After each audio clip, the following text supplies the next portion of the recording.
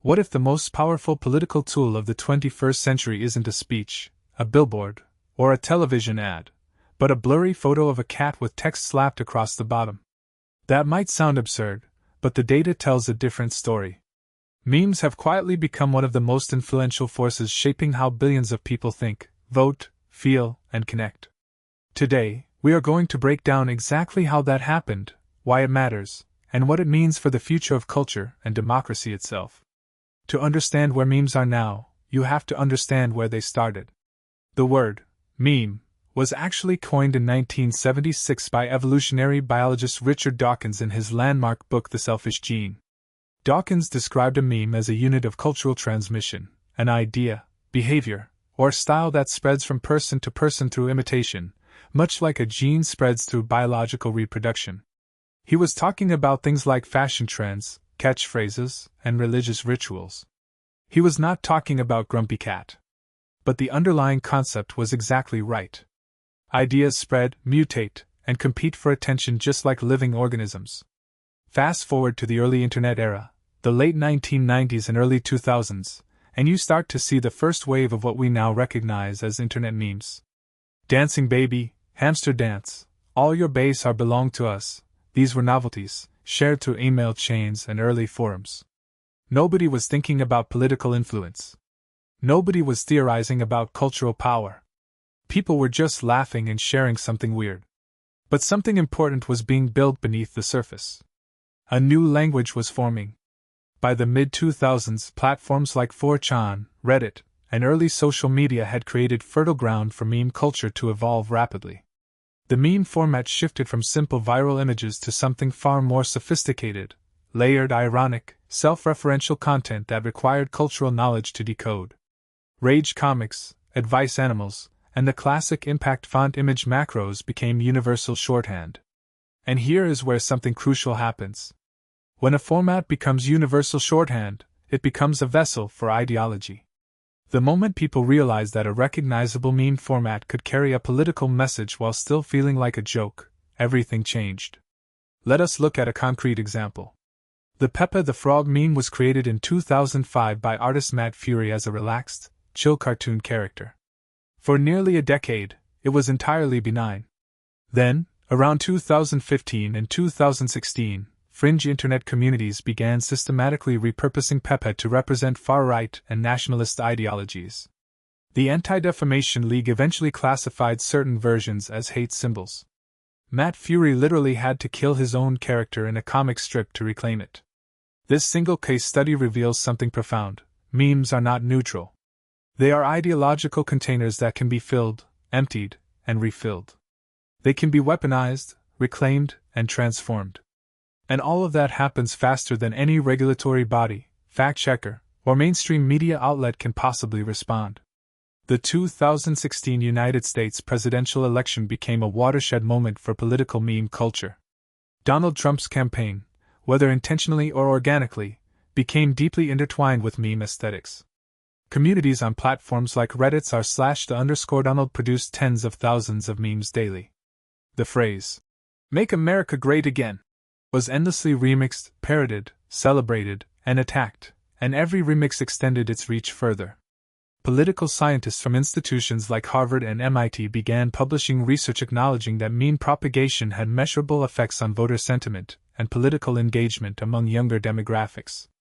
A 2018 Oxford Internet Institute study found that computational propaganda, which heavily relies on meme-style content, was active in 48 countries. This was no longer a fringe phenomenon. This was infrastructure. But political memes are not exclusively a right-wing phenomenon, and it would be deeply misleading to frame it that way. The left has its own rich meme ecosystem. Bernie Sanders' mittens photo from the 2021 presidential inauguration became one of the fastest-spreading memes in internet history, spawning thousands of remixes within hours and raising tens of thousands of dollars for Vermont charities through merchandise. The image of Alexandria Ocasio-Cortez has been memed extensively, both by supporters and opponents.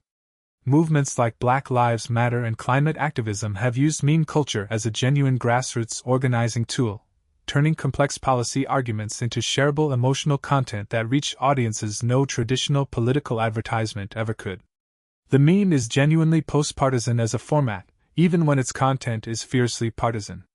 Beyond electoral politics, memes shape culture in ways that are slower but arguably even more profound. Consider how memes have redefined generational identity.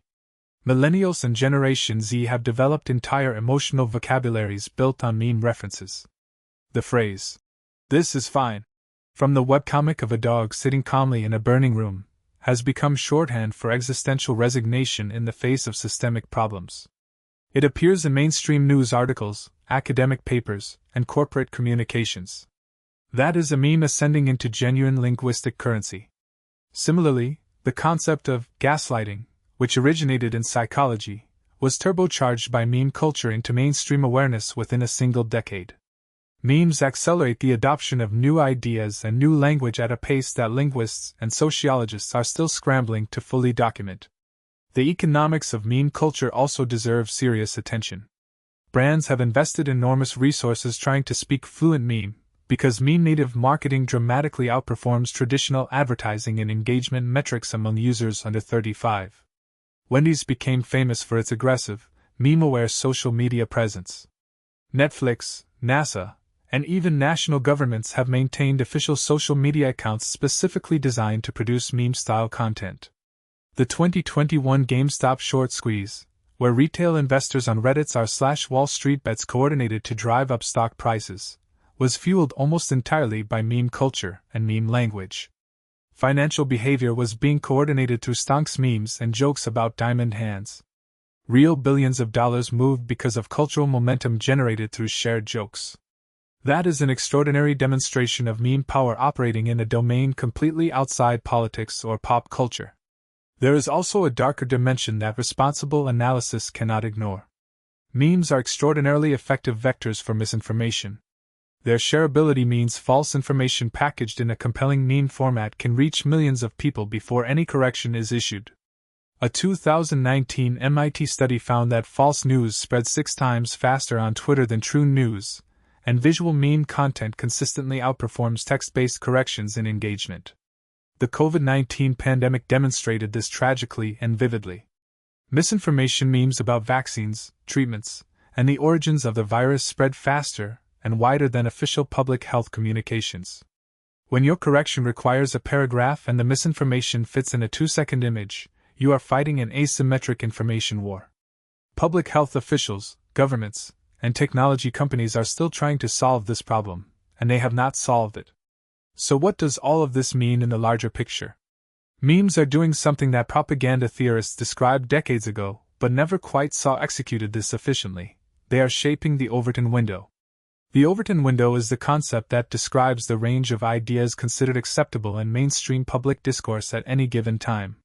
Memes normalize ideas by making them funny, familiar, and shareable before those ideas ever appear on a debate stage or in a newspaper.